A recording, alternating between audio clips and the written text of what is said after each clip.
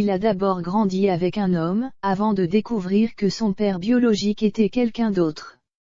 Hélas, quand il avait 14 ans, Alain Souchon a dû faire face à l'épreuve du deuil. Son papa s'est tué dans un accident de voiture, au faste de la capitale. Alain Souchon préfère le calme et la quiétude de la campagne. C'est dans le Loir-et-Cher que le chanteur s'épanouit, auprès de son épouse Françoise, quand il n'est pas en tournée dans toute la France. Cette région est chère à son cœur. C'est là-bas qu'il venait se recueillir, quand il était petit, dans ce refuge que constituait la maison de ses grands-parents. Et pour cause.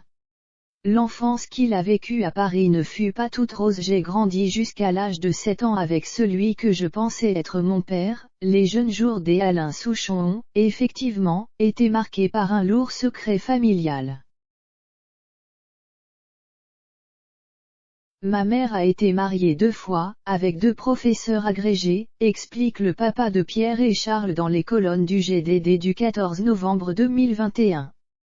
J'ai grandi jusqu'à l'âge de 7 ans avec celui que je pensais être mon père, puis nous sommes partis vivre avec mon père biologique jusqu'à ce qu'il se tue dans un accident de voiture.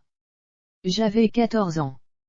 Bref, ce n'est pas très drôle dans ma famille. Il a poursuivi sa scolarité en pensionnat, en Suisse, mais a fini par retrouver ses terres d'origine.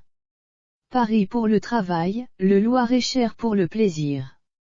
C'est là-bas qu'il se prélasse avec sa femme, là-bas qu'il se lance dans d'interminables randonnées, ou qu'il convie ses grands copains.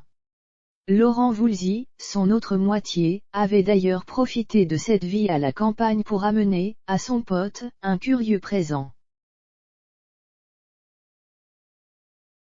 Un dimanche, il était venu m'offrir un âne, se souvient-il en riant.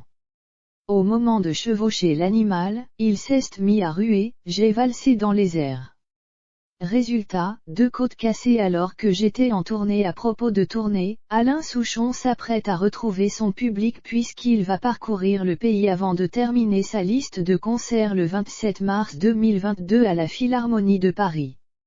Il a sorti, au début du mois de novembre, un best-of intitulé « Nouvelle collection ».